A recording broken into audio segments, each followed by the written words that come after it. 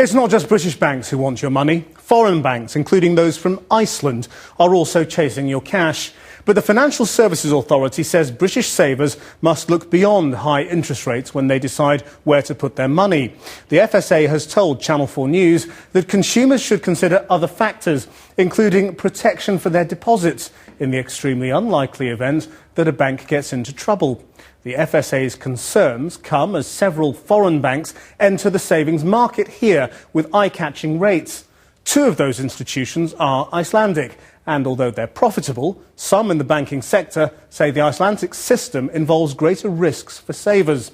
With British people investing £6 billion in more than 170,000 Icelandic accounts, how should consumers decide where to put their money? Here's our economics correspondent, Faisal Islam.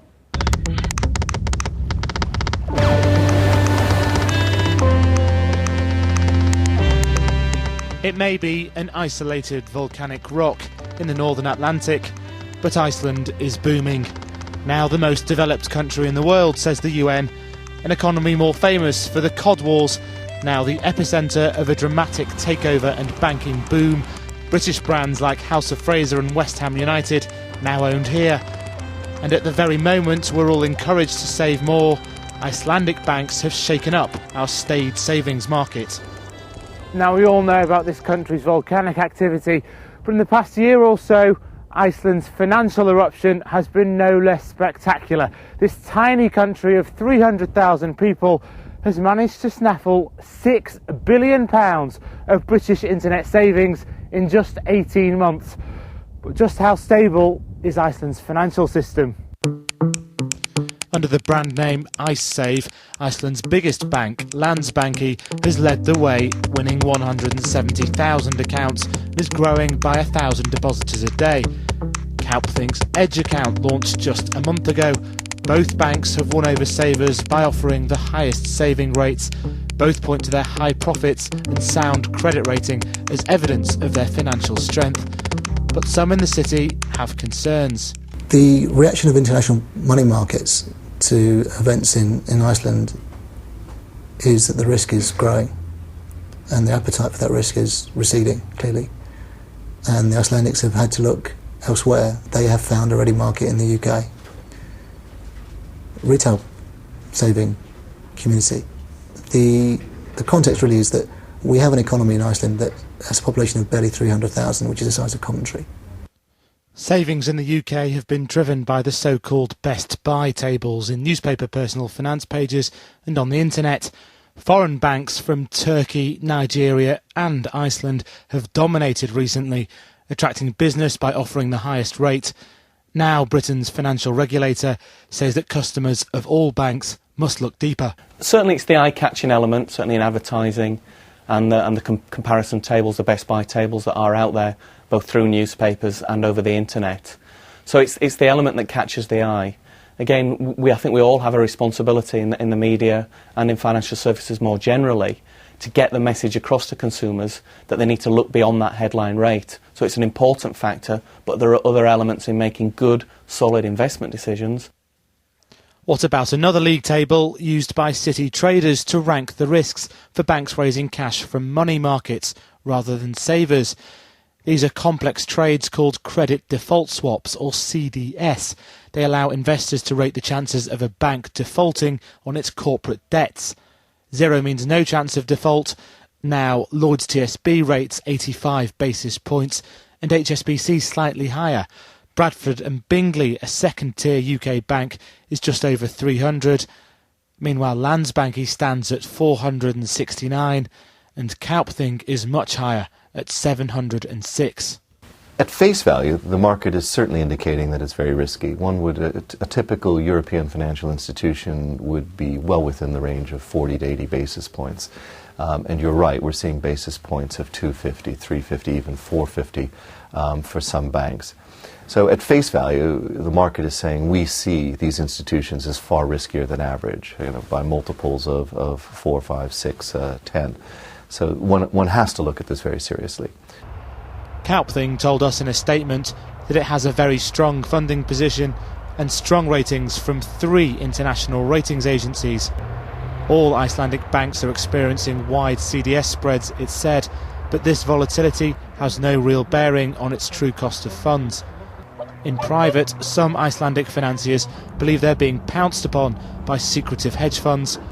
When I visited Iceland's central bank, the governor, an ex-prime minister, admitted that these rates were too high, but given a strong economy and a government that's net debt-free, the markets were unjustly punishing his country's banks. The economy of this country is quite extraordinarily good. Maybe it is that Iceland is far away in the distance, smaller country, and people begin to speculate. I think that the CDS that are so much higher on some of these banks than on the average elsewhere is not fair and shouldn't be so high. So I think it takes an explanations and explaining both from the banks and from the state to get the CDS down to some ordinary things, because no banks can live forever with CDS up to 600, 500, 600. Of course, all savers should be protected from financial market volatility and the low risk of a bank going bust by deposit protection schemes. With a UK bank, the first £35,000 of deposits is covered. That's also true of a foreign bank operating in the UK as a subsidiary, as is the case at the moment with Kaupthing Edge. But some foreign banks operate in the UK as a branch. Then consumers rely first on the foreign deposit protection scheme. So IceSave is covered by the Icelandic Deposit Protection Scheme first. Kaupthing 2 reserves the right to switch deposits so that they're covered in this way. The Icelandic Deposit Scheme would be responsible for an amount in euros worth just under £16,000 of your savings. For the remaining £19,000, you'd then turn to the UK scheme. The FSA would not talk about specific banks or countries, but said savers should now be looking at deposit protection regimes. They do need to consider other factors, such as what is the compensation arrangements, and would encourage them, when considering an investment, to talk to the provider in the first instance to get an understanding of what the compensation arrangements are, so that they're clear about that, should the very unlikely event of a firm getting into trouble actually occur. Could a country like Iceland actually shell out the huge sums that it now guarantees? Could cost up to £3 billion, a third of the island's GDP. Well, the banks say that scenario is completely hypothetical, and despite the credit crunch, they're actually doing better than leading American and Swiss banks. Looking at Landsbank's capital strength, its liquidity strength, its profitability, the fact that we have absolutely no exposures to subprime mortgages or to CDOs or all the plethora of things which have been affecting the performance of other banks in the world. I'm really very comfortable about our business and our financial strength. Iceland's central bank governor says his country can afford to guarantee all deposits. These banks are so sound that nothing like that is likely to ever happen. And if something would happen, you would never have been talking about the whole amount of money, because it is never like that. But even so, the Icelandic economy, the state being debtless, this would not be too much for the state to swallow, if it would like to swallow it. The traditional rules of banking are being revolutionised, not just in Iceland but all over the world. After the physical run was over, deposits continued to flee Northern Rock for months, but regulatory studies have shown that deposits are systematically less stable, less sticky in the jargon. The FSA is warning all banks, particularly internet ones, to prepare accordingly. The FSA research has shown that the rise in internet banking, but also the shift in internet news dissemination and rumours through the internet, has caused retail deposits to be less sticky, which means they're more likely to move in and out of an institution. So what we're saying at the FSA is we've actually asked all firms to look at how they stress test both the stickiness of their deposit base and the liquidity management, but also the operational infrastructure, so the technology behind that, to make sure that they're able to handle this change in the way deposits actually move. The Icelandic banks disagree. Landsbank's IceSave says that its deposit base is just as stable as any other. We've seen the stickiness of our deposits through the turbulence of the credit crunch, and yet we continue to attract savers, and we've been very successful. So I think it's down to, if we carry on offering and delivering to people what they expect, we expect that they'll want to stay with us. there is a message from here in Reykjavik, and it's relevant for Lagos, Ankara, Mumbai and even Newcastle.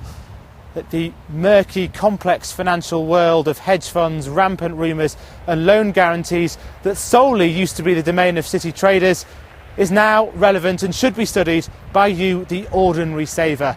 You'll have to get to grips with complexities like credit default swaps and the finer details of the Icelandic deposit protection scheme. This is the world of banking in the credit freeze. As money floods from Britain to savings banks around the world, British regulators are, we understand, toying with the idea of offering an identical deposit guarantee to all savers. That would be simpler, but runs the risk of foreign banks free riding on the British taxpayer. It's just one more credit crunch conundrum. Faisal Islam for Channel 4 News in Iceland.